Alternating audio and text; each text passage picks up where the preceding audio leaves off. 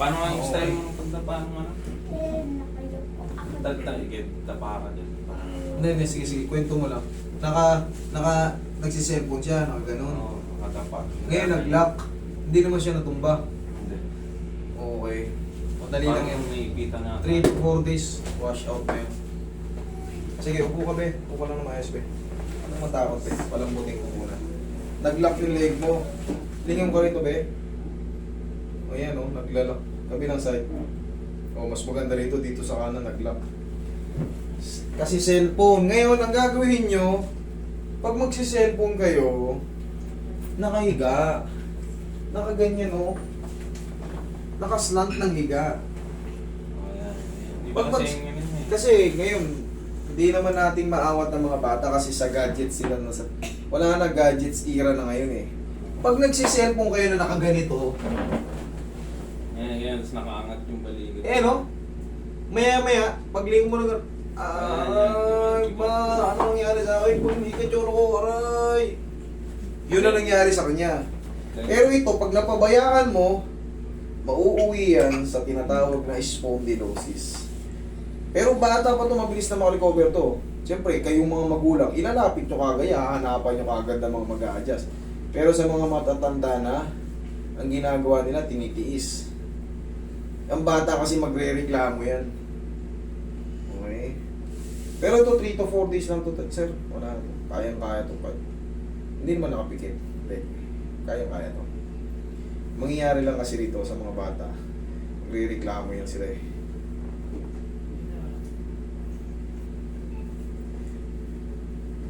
Nung bago pa lang, hindi niya talaga mahilig yung mukha niya eh.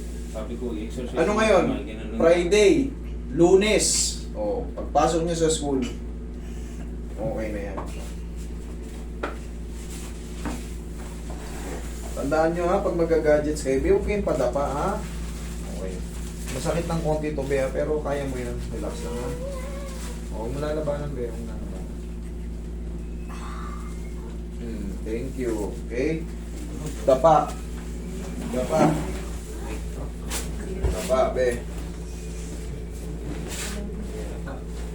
Dapa. Nakarating kita rito, pasyente kita eh. Ay, sige, Be. Yan. Huwag matakot, Be. Hindi naman masakit to, Be.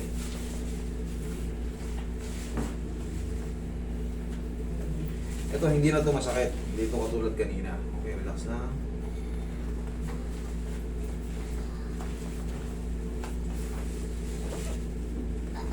Yun. Gulat na lang ako. Yun. Yun. Oh, dyan lang. Roy, massage mo lang ng soft. Kunti lang ilagay mong pao. Eh sir, alam nyo, ilang oras na yan sila nagsiselfone na kaganon. Kaya akala mo bata lang, hindi maano. Kahit...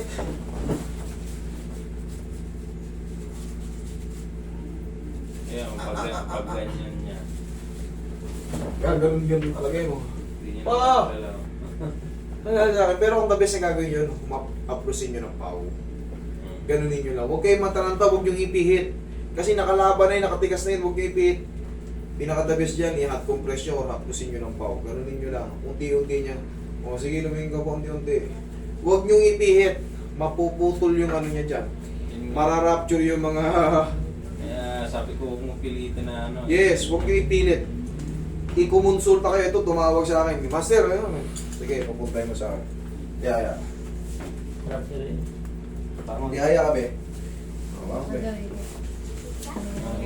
Kaya unti-unti mo na nakakayanan niya.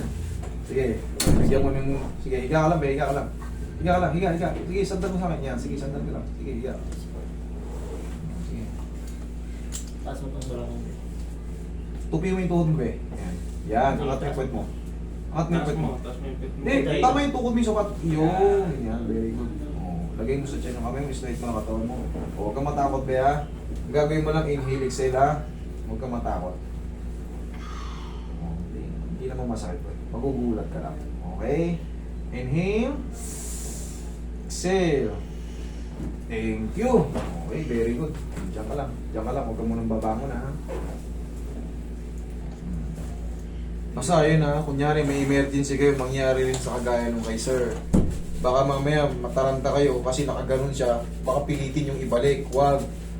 Dahan-dahanin nyo lang haplusin ng mainit o bumili kayo ng pau. Tapos sabihin mo sa kanya, sa anak mo, o sige, dahan-dahan ka lumingon. O pag di mo kaya, huwag mong pilitin.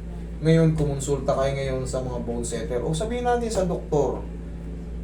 Siyempre, yan naman una natin lalapitan. Eh ngayon, may kakilala na kayong bone setter. Eh, sabihin natin ako. O yan. Mas magagabayan kayo ng maayos. Kasi hindi nyo alam yung mga pyesa dyan. Pag pinilit nyo ibalik yan, naku po, baka kumalso yung ano niya eh. Meron kasi dyan mga tinatawag, eto yan oh. Pag sa cross-section view, meron yan tinatawag na superior articular facet. Siyempre, ang tagal niya nakaganon eh. Paglingon niya ng ganun, ngawit lang, wait.